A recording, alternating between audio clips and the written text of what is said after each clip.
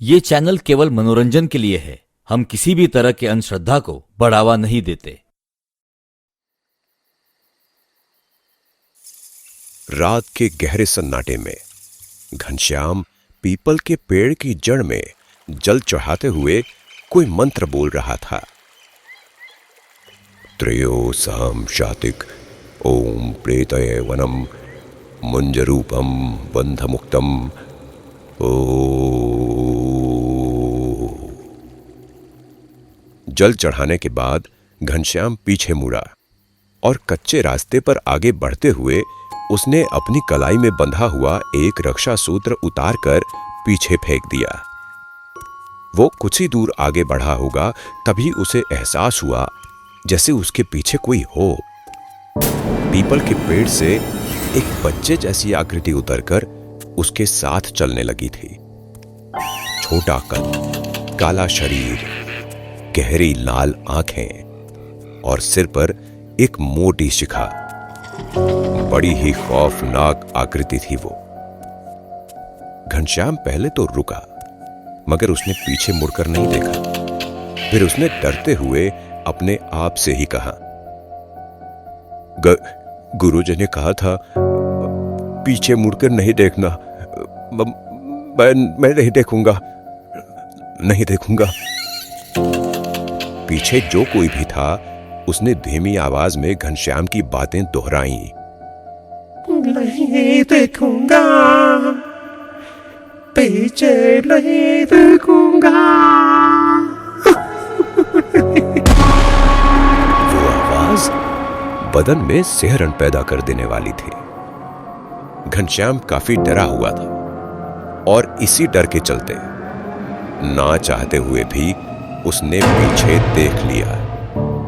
पीछे कोई नहीं था। घनश्याम डरा हुआ सीधा गांव की ओर भागा।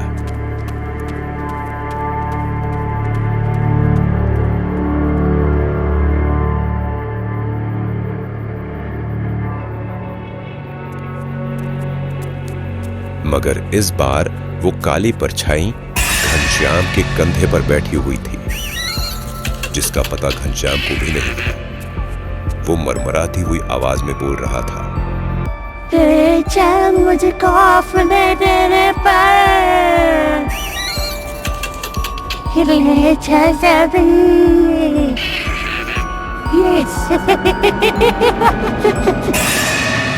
मेरा नाम अशोक है और ये बात तब की है जब मेरी उम्र लगभग 26 साल की रही होगी।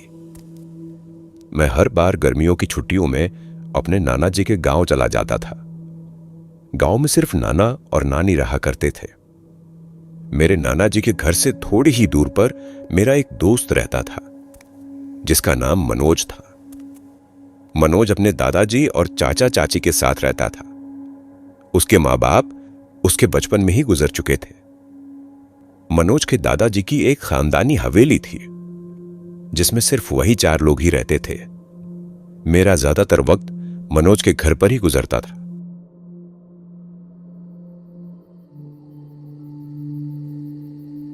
उस रात हम दोनों बाहर बैठे हुए बातें कर रहे थे कि तभी मैंने देखा घनश्याम चाचा कहीं से आए। पहले तो मुझे यह बात बहुत अजीब लगी कि आखिर वो इतनी रात को कहां गए थे, मगर मेरी पूछने की हिम्मत नहीं हुई। वो चुपचाप घर के अंदर घुसने ही वाले थे कि तब तक दादाजी बाहर आते हुए गुस्से में बोले, मैं सब समझ रहा हूं कि तू क्या करने की कोशिश कर रहा है। जिस शक्ति को तू साधने की कोशिश कर रहा है वो तेरे साथ साथ इस खानदान का भी सर्वनाश कर देगी। सर्वनाश। दादाजी की बात पर घनश्याम चाचा भी नाराज होते हुए बोले, मैं अपने जीते जी इस हवेली के हिस्से नहीं होने दूंगा। उसके लिए मैं जो कर सकता हूं करूंगा। इतना बोलते हुए घनश्याम चाचा अंदर चले गए। मैंने सवाल भरी नजरों से मनोज की तरफ देखा। मनोज ने बात को टालने वाले अंदाज में कहा कि ये उसके घर अक्सर होता रहता है। हम दोनों बातें ही कर रहे थे कि तब तक मनोज की चाची हमारे पास आते हुए बोली कि उन्होंने खाने में मेरे पसंद की पूरन पोली बनाई है और मुझे आज रात का खाना उनके ही यहां खाना पड़ेगा। पूरन पोली मुझे बहुत पसंद थी, इसलिए मैं उन्हें मना नहीं कर पाया। रात में मैंने और मनोज ने मजे से पूरन पोली खाई। फिर मनोज ने मुझसे रात यहीं गुजारने को कहा। रात ज्यादा हो चुकी थी, इसलिए मैंने भी मनोज के ही घर सोने का मन बना लिया। हम दोनों हवेली के अगले हिस्से में लेट गए और बातें करते हुए सो गए।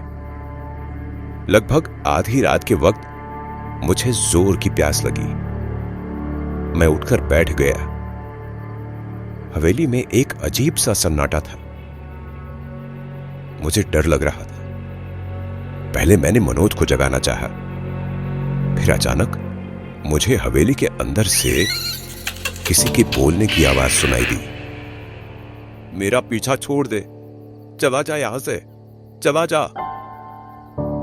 यह घनश्याम चाचा की आवाज थी। उनकी आवाज सुनकर मैं कुछ समझ नहीं पाया और पानी लेने के लिए उठकर हवेली के बरामदे में दाखिल हुआ। चारों तरफ घना अंधेरा था, बस बरामदे में हल्की रोशनी थी। मुझे अंदर आता देख अचानक घनश्याम चाचा की आवाज आनी बंद हो गई, बल्कि उनकी जगह एक बच्चे के हंसने की आवाज सुनाई देने लगी।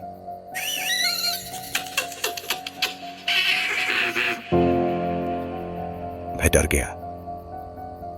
मैंने आवाज लगाई, कौन है? घनश्याम चाचा? क्या आप हो?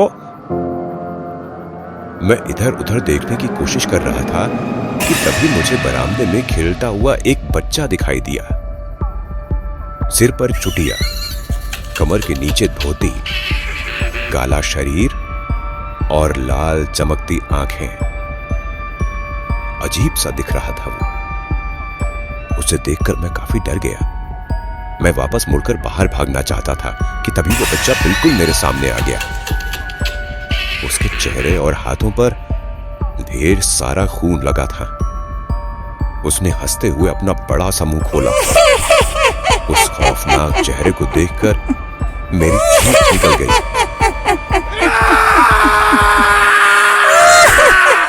मेरा सिर भारी लग रहा था। मैंने धीरे धीरे आंखें खोली।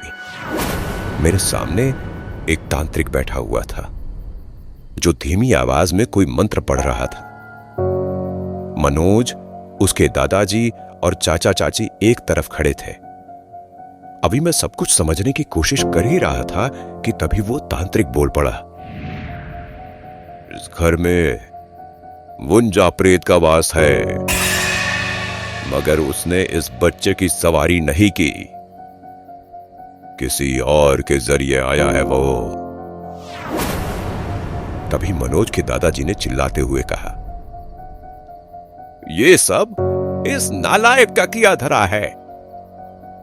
घनश्याम चाचा चुपचाप खड़े हुए थे। फिर दादाजी ने घबराते हुए तांत्रिक से पूछा, हमें इस प्रेत से बचाओ बाबा, यह अनर्थ कर देगा। इसे यहां से भगाने का कोई तो उपाय होगा। तांत्रिक ने अपनी आवाज गहरी करते हुए कहा, वो मुंजा प्रेत है।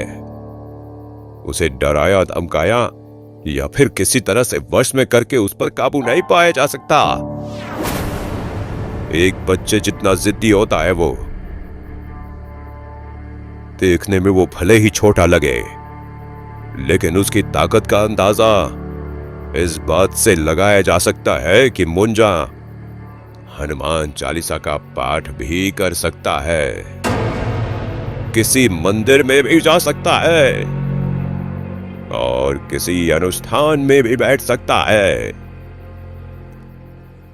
तांत्रिक ने आगे बताया कि इनका वास वैसे तो पीपल के पेड़ों पर होता है, मगर जो कोई भी इनकी साधना करता है, ये उसके साथ उसी के घर तक आ जाते हैं और फिर उस घर में रहने वाले लोगों को उनकी 7 पुश्तों तक परेशान करते हैं। मुंजा के बारे में इतना कुछ जानने के बाद भी दादाजी बार बार तांत्रिक से मदद मांग रहे थे, जिस पर तांत्रिक ने कहा, इस घर को बचाने में मैं तुम्हारी मदद करने की पूरी कोशिश कर सकता हूं, पर पूर्ण विश्वास के साथ नहीं कह सकता कि मैं सब ठीक कर दूंगा। इसके बाद तांत्रिक अगले दिन आने की बात कहकर वहां से चला गया। आधी रात के वक्त ही मनोज के दादाजी ने मनोज से मुझे घर छोड़ आने को कहा।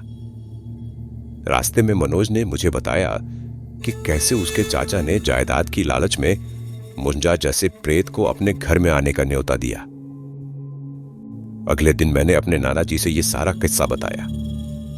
पहले तो नाना जी बहुत नाराज हुए, मगर फिर मेरे बार बार पूछने पर उन्होंने मुंजा के बारे में बताया कि जो ब्राह्मण पुत्र अपने मुंडन या फिर जनेऊ संस्कार के 10 दिन के भीतर मर जाता है, उसे मुंजा प्रेत की गति मिलती है।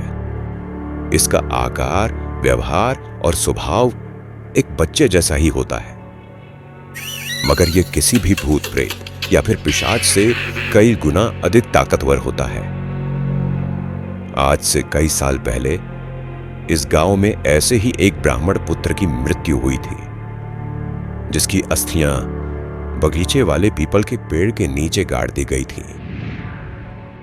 कहा जाता है जिसकी वजह से उसकी मौत हुई थी, उसका सारा खानदान मुंजा ने खत्म कर दिया था।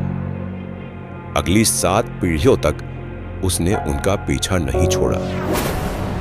लोग अक्सर अपना काम करवाने के लिए मुंजा जैसे प्रेत की साधना करते हैं और इसमें अपना सब कुछ खो बैठते हैं। घनश्याम ने भी हवेली को पाने के लिए शायद यही गलती की थी। इस घटना के अगले ही दिन नाना जी ने जिद करते हुए मुझे शहर वापस भिजवा दिया। लगभग 1 महीने बाद मुझे खबर मिली, मनोज के चाचा चाची हवेली में मरे हुए मिले।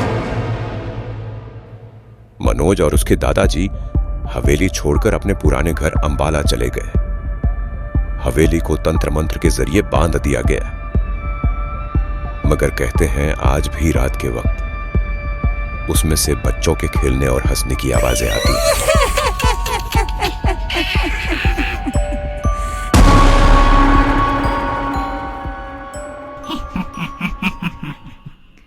हेलो दोस्तों, हम बड़े मेहनत से आपके लिए एनिमेशन हॉरर स्टोरी बनाते हैं, लेकिन आप में से सिर्फ 16% लोग ही हमारे चैनल को सब्सक्राइब करते हैं। अगर आप हमें सपोर्ट करोगे तो हमें मोटिवेशन मिलेगा। तो चलो जल्दी से सब्सक्राइब करो और हमें इस कहानी पे कम से कम 10,000 लाइक का टारगेट रखते हैं, ठीक है?